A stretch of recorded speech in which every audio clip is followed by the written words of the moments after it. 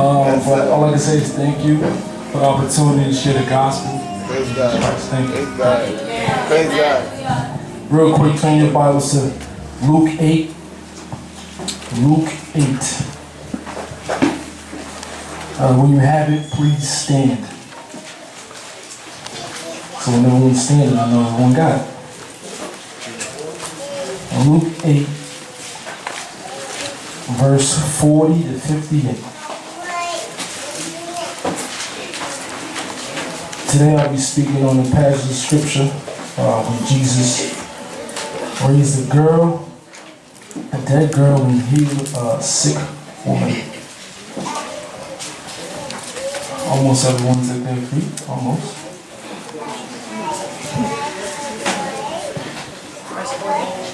Verse 40. Luke 8, verse 40. Now when Jesus returned, the crowd welcomed him, for they all were expecting him. Then a man named Jairus, a synagogue leader, came and fell at Jesus' feet, pleading with him to come to his house because his only daughter, a girl about 12, was dying. And Jesus was on his way, and the crowd almost crushed him. Verse 42. A woman was there who had been subject to bleeding for 12 years, but no one could heal her. She came up behind him and touched the edge of his cloak, and immediately her bleeding stopped. Verse 45. Who touched me? Jesus asked. When they all denied it, Peter said, Master, the people are crowding and pressing against you. But Jesus said, someone touched me. I know that power has gone out of me. When the woman, seeing that she could not go unnoticed, she came trembling at his feet. In the presence of all the people, she told why she had touched him and how she had been instantly healed. Then he said to her, daughter, your faith has healed you. Go in peace. When Jesus was still speaking, someone came from the house of Jairus, the synagogue leader. Your daughter is dead, he said. Don't bother teaching anymore. Hearing this, Jesus said to Jairus, don't be afraid. Someone say, don't be afraid. Don't be afraid. Just believe. Don't be afraid, just believe, and she will be healed. 51. When he arrived at the house of Jairus, he did not let anyone in with him except Peter, John, and James, and the child's mother and father and mother. Meanwhile, all the people were wailing and mourning for her. Stop wailing, Jesus said. She is not dead, but asleep. They laughed at him, knowing that she was dead. But he took her by the hand and said, my child, get up. Her spirit returned, and at once she stood up. And then Jesus told them to give her something to eat. Her parents were astonished, but he ordered them to not tell anyone what had happened. Let's close our eyes and pray. Heavenly Father, open the eyes of our hearts and our minds to your reading so we may leave here today with a greater understanding of your mercy and grace. I ask that you remove anything that is not of you out of me right now, Heavenly Father. And use me as your vessel. Have your way with me, Heavenly Father. So today's message can manifest into someone's life today. Allow the word that glorifies your name be shared and understood in this fellowship. Let your grace be present in our lives no matter what we are going through. Hear our cries and accept our repentance so we may seek greater things that you have prepared for us in your kingdom in heaven. Apply a spirit of faith, a spirit of peace, a spirit of love into our lives, Lord, more and more until you return. In Jesus' name we pray. Amen. Amen. You may be seated. You may be seated.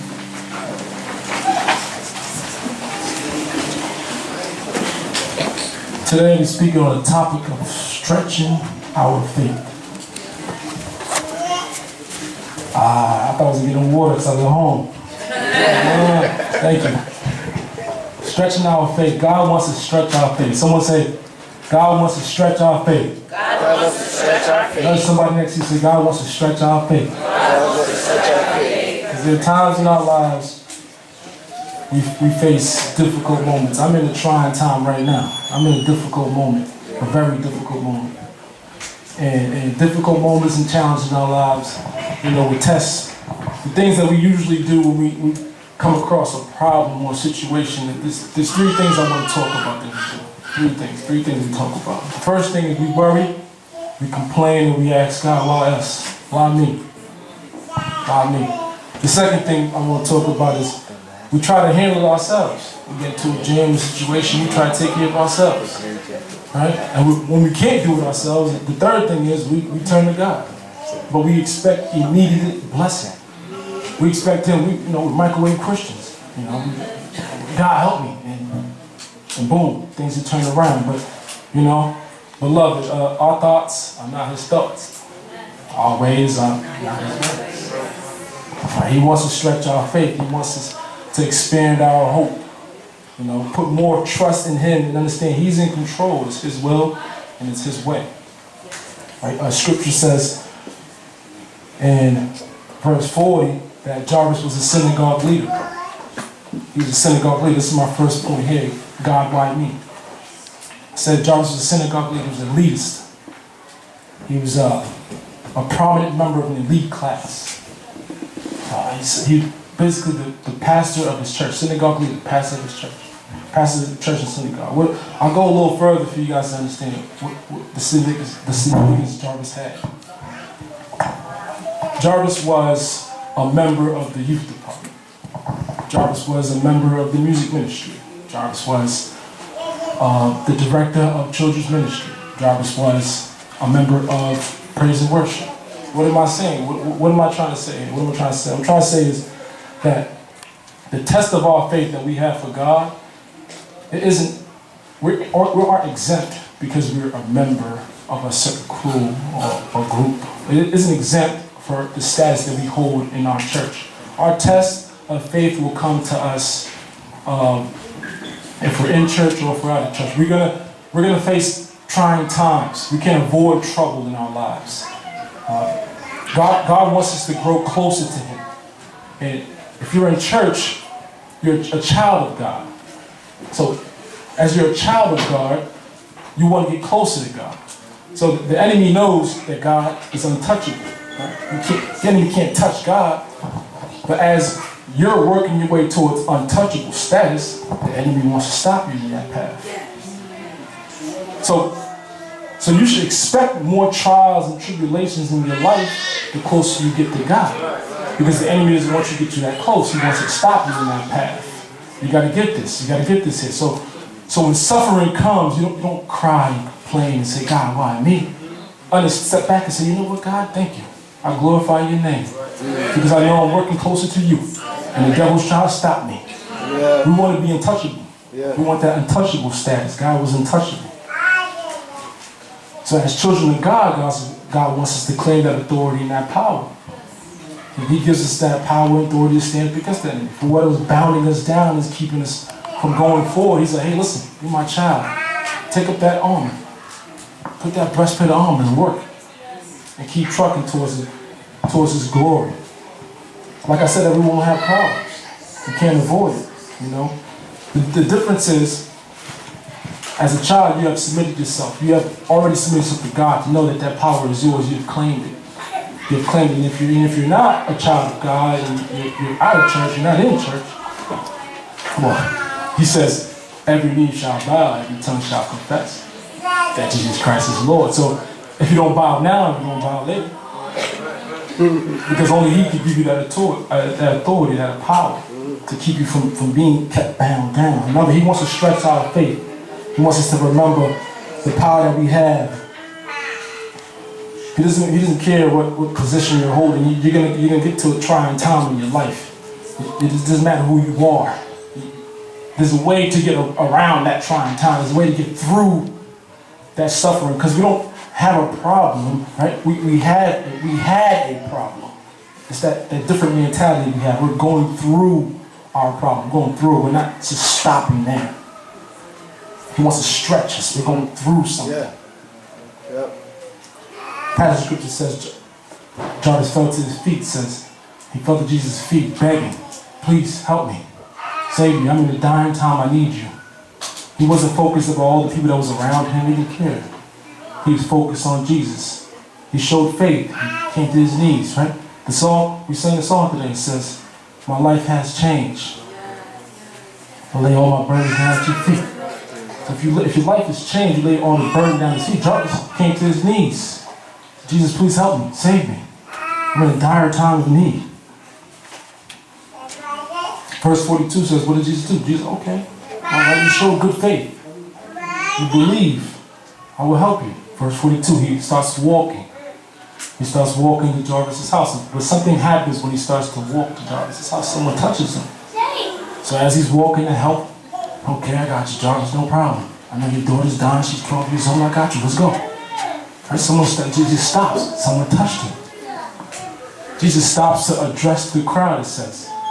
To ask who touched him. Here's the thing here. It's a setup. Someone say setup. It's a setup. God has the attributes, Jesus has the attributes of God. God is what we call omniscient. Omniscient means all-seeing, all-knowing. So if Jesus walked and someone touched him, he all-seeing, all-knowing. I know who touched me. But see, what the passage is telling us here is that because Jesus stops, Jarvis now has to wait. I missed it. I missed it. I sat down. Jarvis is here. I'm Jesus. He's walking. Someone stops. Jesus said, hold on, Jarvis. I know your daughter's here. But wait. Hold on. Someone touched me. Jarvis is like, oh, really?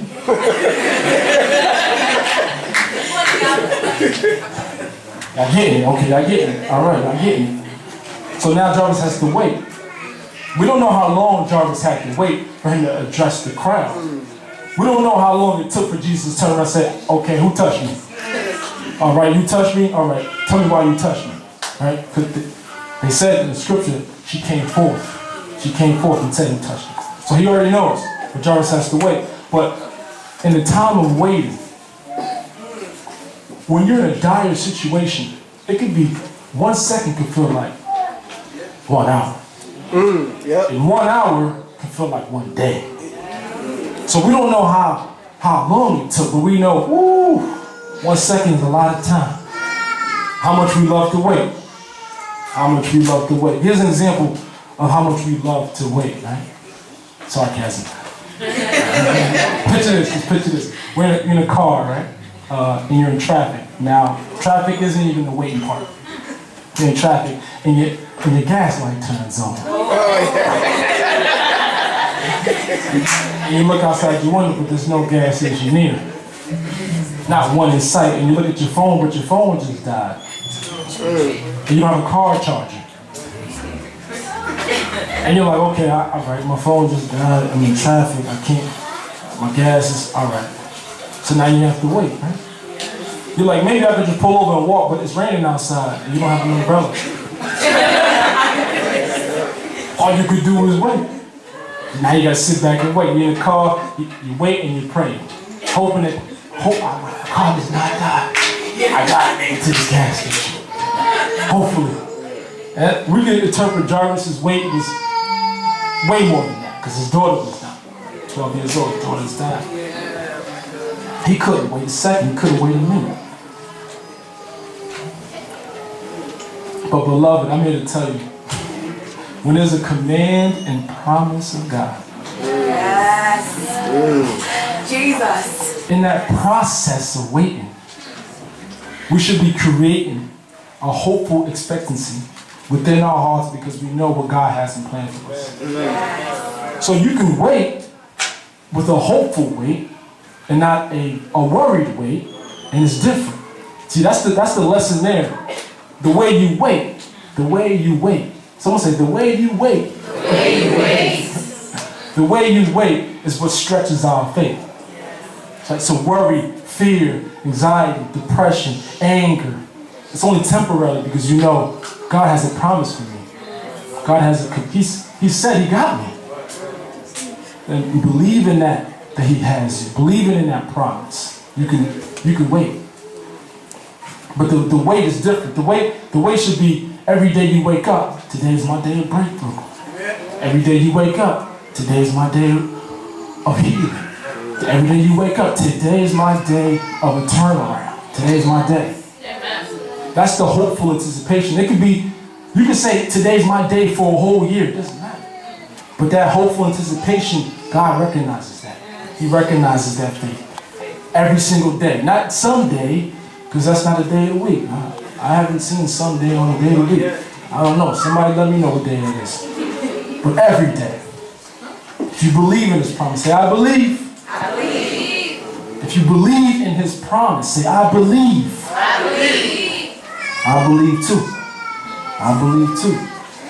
But his promise is based on the conditions of our lives, though.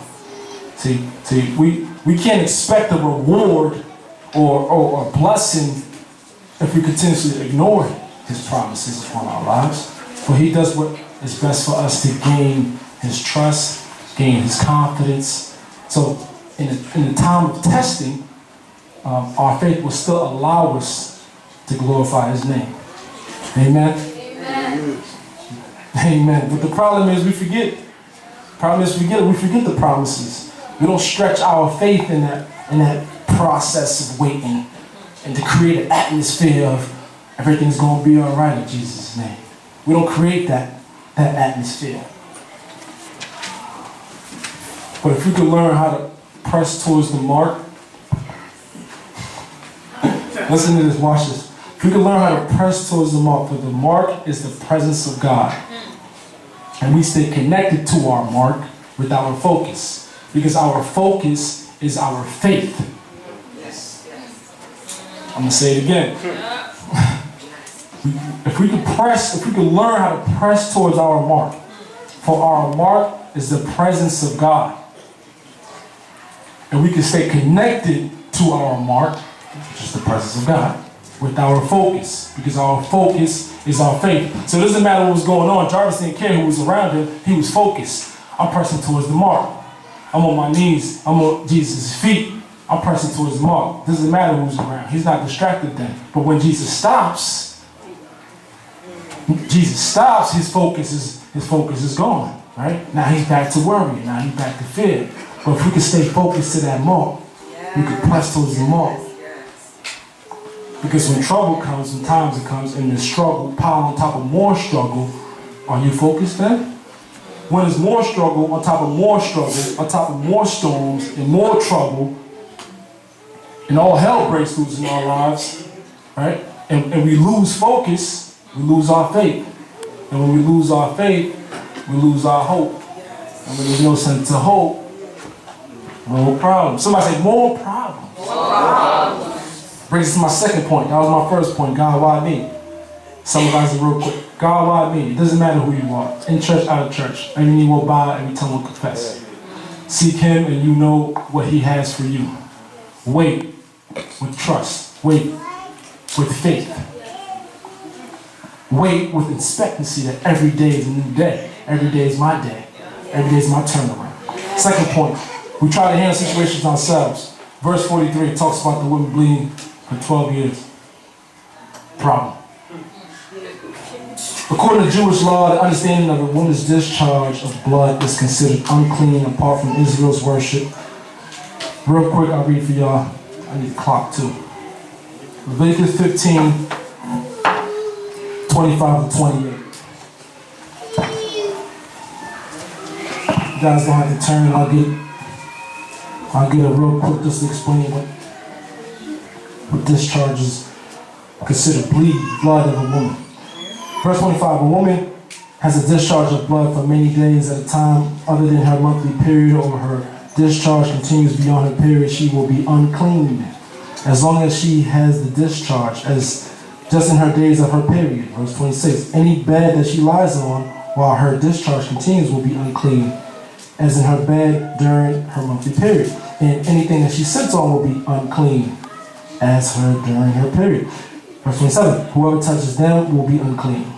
For he must wash his clothes and bathe in water. He will be unclean until evening. When she's cleansed for the discharge, then she must count off 7 days. After that, she will be ceremonially clean. She had her hemorrhage for 12 years.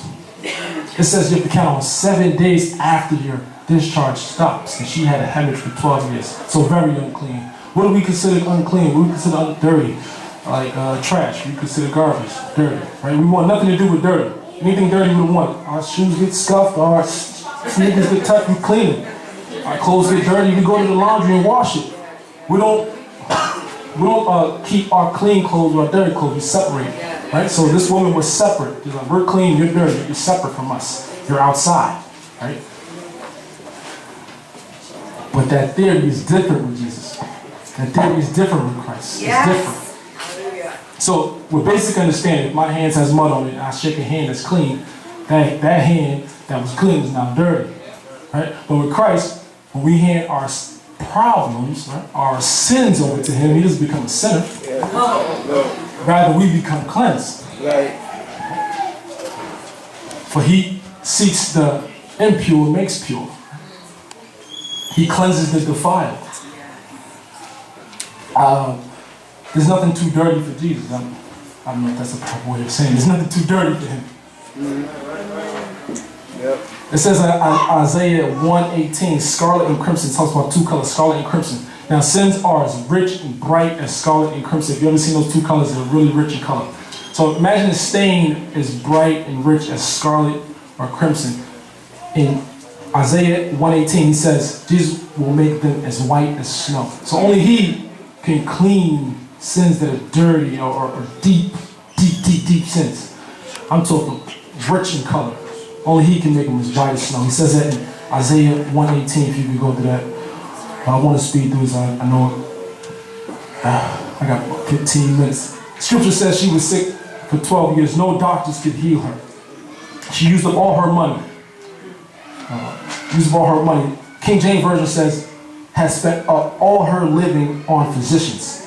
So, no money, right? Broke. Unclean, right? Separate. I can't be part of this. And still in her problem. But it's not until she sees a man named Jesus that she heard about coming through the town. She's like, oh, maybe if I go see him, I mean, I heard he was healing people before. So, if I could find him and get to him, I could be healed probably.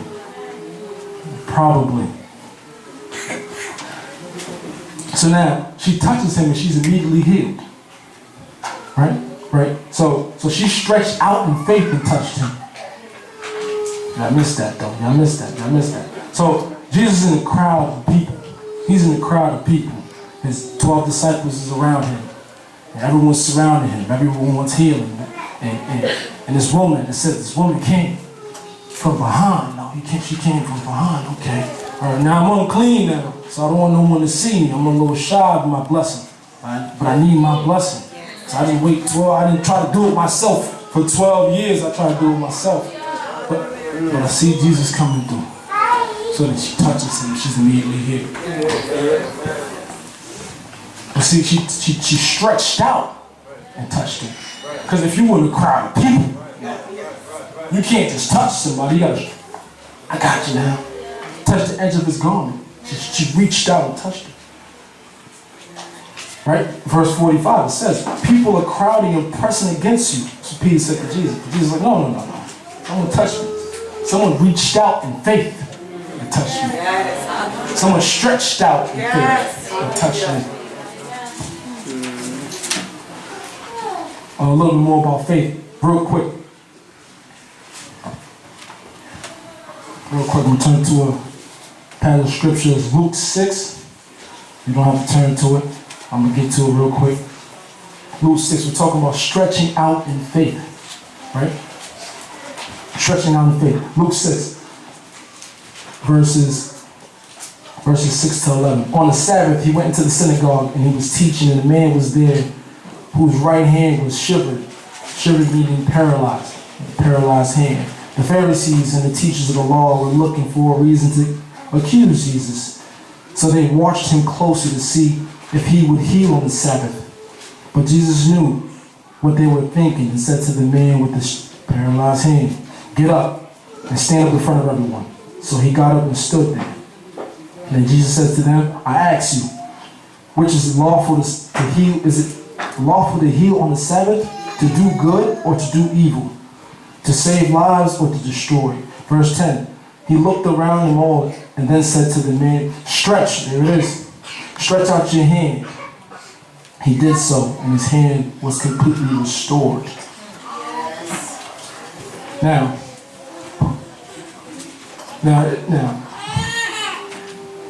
the woman gave Jesus the benefit of a doubt, right? That sounds crazy. Gave Jesus the benefit of the doubt. Maybe if I touch him, I'll probably be healed, right? And now we're hearing about this guy who's in the synagogue. He's a paralyzed arm, and Jesus walks to him and says, listen, stretch out your hand. Now, I have a paralyzed arm, Jesus. Stretch out my hand. Now, he didn't tell Jesus, heal my hand first so I can stretch it out. That's not faith. That's not faith. Faith is seeing the possible in an impossible situation. You have to see that job they told you was temporary, it's permanent. You have to see yourself inside that brand new car or that big house, even if your credit is currently messed up. You have to see yourself enrolled in that college, even if you don't know where the money's coming from. You have to believe you're going to marry a God-fearing man or woman, even if there's no one in your life at the moment. You have to see yourself fully recovered from a sickness they told you have for the rest of your life. You have to believe you can conceive, even if the doctor said you can't give birth. Because whatever God has in store for you is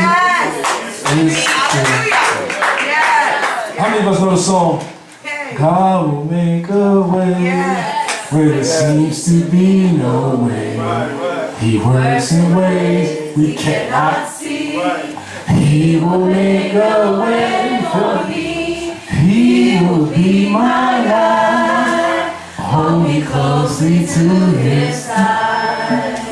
With love and strength for each new day. He will make a way. He will make a way. So he makes a way. He makes a way. He makes a way. Jesus makes a way. Yes. So verse 47. He heals her in front of everybody. She declares his mercy publicly, right? The scripture says she couldn't hold it in no more, right? Right? So God wants witnesses. She gave her testimony. God wants witnesses of his work. I mean, you can try to sneak up and reach out behind him, but he's going to bring it to light. You can't get your blessing in secret. If you believe, if you have faith, you can't get it in secret. But he's going to bring it to light. Right? So he reassures her, verse 48, he reassures her that with her faith is the only reason why she was healed. It wasn't her actual physical touch that healed her. Right? It wasn't the edge of his garment that healed her, it was her faith. He says, your faith has healed you. Go in peace. For her faith. Now her benefit of the doubt, Jesus, right? Her benefit of the doubt faith, her probable faith is now extended now through his deliverance, right? Now it's stretched because now her faith has healed her. She has more belief in what God can do for her, right? I want to give you another passage of scripture about little faith. Little faith. It says Matthew 17:20. Truly I tell you, if you have faith as small as a mustard seed, you can tell to the mountains, move from there to there, and it will move. For nothing will be impossible if you believe. Faith this big, this much. I can't even see. I'm holding it up. I can't even see that. Wow. Faith this big, and he will bless you if you believe. For nothing is impossible if you believe. Matthew 17:20. Let me go through this. So don't be afraid if you're thinking you're seeking God and he's the last result, right? A woman 12 years seeking physical attention and going broke and couldn't find any type of healing and went to God. He's saying, don't be afraid. Seek me. Seek me first, right? We know the verse. First seek the kingdom of God and all things will be given unto you. Right? But God works in ways we don't understand at times, because it says the woman who was bleeding for 12 years who eventually turned to Jesus, right, and was healed immediately. But then Jarvis, who sought Jesus first, fell at his knees, showed that he had good faith, that he believed. He had to wait. He had to wait. It gets me to my third point. My third point is return to him and expect immediate blessing. Verse 49 says, when Jesus healed the woman and was ministering to her, then Jarvis hears the news about his daughter's death. We can imagine that, what was going through Jarvis' mind before about waiting is now probably exceeded now. Now he's like, oh man, someone just came back from my house and told me my daughter's dead. I just told Jesus to help me to save my daughter from dying, and now she's dead. But someone say, but God. But God. But God is always at work. For everything he does is always on time. It's on his time. Everything's according to plan. Romans 5, 1 through 5. We rejoice in our sufferings. We rejoice in our sufferings. That has to mean something to you. We rejoice in our sufferings. Our faith grows in the midst of trouble. It goes back to our faith. It goes back to our hope of expectancy. It grows in the midst of trouble because we know, because we have that hope that there's victory in the end. We have hope that there's victory in the end. So in the midst of trouble, we're like, it's all right, because we're going through it. We're going past it. Right? We're getting out of here. We're not staying here. Verse 49, real quick. Says, don't bother the teacher anymore. The person from Jarvis' house was telling him basically to stop bothering God. Leave him alone. Your daughter's dead. I told you she's dead. Leave him alone. Stop praying. Stop crying to him. He's not listening to you. He can't do nothing for you anymore. Right? But God, amen. But here, I'm telling you, if your conscience is telling you don't bother God, don't cry to him, don't listen to that conscience. Because that's not God talking to you. That's not God telling you to quit and give up. That's not him talking to you. Rather, shh, and just be still. And know that I am God. And I will be exalted among the nations. I'll be exalted in the earth. That's Psalms 46:10. You go back to it if you want to. So Jesus speaks. Luke 50. Don't be afraid. Just believe. Someone said, just believe. Just believe, and she will be saved. Unbelievers of the world will tell you to give up. Rather, don't give up. Rather, stretch your faith. Stretch it. Don't give up. Stretch. Don't think that he doesn't want to hear you anymore. Keep crying to him. You get rewarded for that. You get rewarded for that. King James Version says, in the world you will have tribulations, but be of good cheer, for I have overcome the world. Amen to that. I believe that. So don't let others distract you and lose your focus, right, from seeking God's mercy, because your focus is your faith.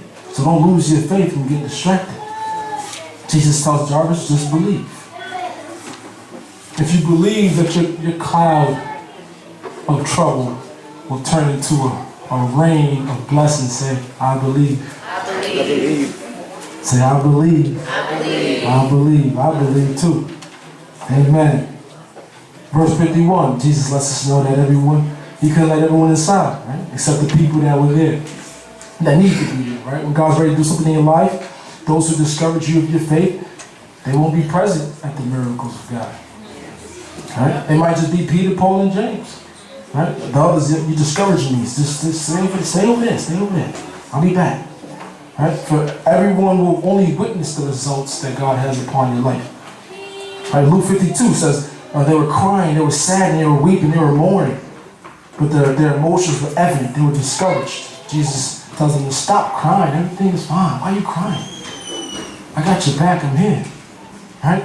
There's doubters. Verse 53, there's doubters. They laughed at him knowing that she was dead, but he took it to the hand and said, and returned her spirit, proving that all worldly wisdom, all humanism, all man-centered philosophy is foolish to God. Right? Remember, we walk by faith, we don't walk by sight. Right? So, and faith is three-dimensional. You gotta get this. Faith is three-dimensional. We can see all circumstances all at once. Right? We can see the past, we can see the present, we can see the future.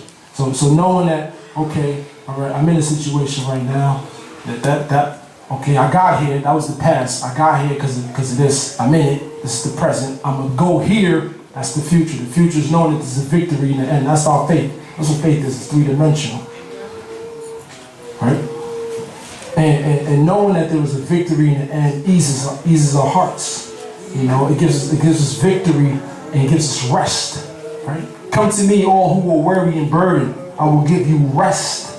Take up my yoke upon me and learn from me, for I am gentle and humble in heart, and will find rest. Here it is again, for your souls. For my yoke is easy and my burden is light. Trust him with your worries. Seek him while you wait. And I'm done. I'm going to my seat. I'm going to my seat after this. Lean on not your own understanding. Yes. Human wisdom never supersedes God's wisdom. Yes. Amen. I'm telling you, doctors told me my mom had a 96% chance of waking up out of her coma. And they were pessimistic about that. Pessimistic means, I don't know if that number even is right. I think it's a higher number than 96. If they wanted to, they could have said 99%. But yesterday, yesterday she was walking. Amen, hallelujah, hallelujah, hallelujah. We are witnesses of his authority and his power. Yes. We must declare and testify how we believed and he sent us. How we trusted in his promise through the midst of our suffering and our hardship. And we was rewarded with victory. If you didn't remember anything I said today, I'm going to leave you with this. I'm going to my seat. Jarvis was told his daughter died and she was 12 years old. The woman that had her hemorrhage bled for 12 years. If you haven't turned to God, seek him now. Right? If you have turned to God and faithfully trusted in his promise, continually to stretch, continue to grow in the midst of your trouble. Because there's a bigger meaning to suffering. Amen. Amen. Amen.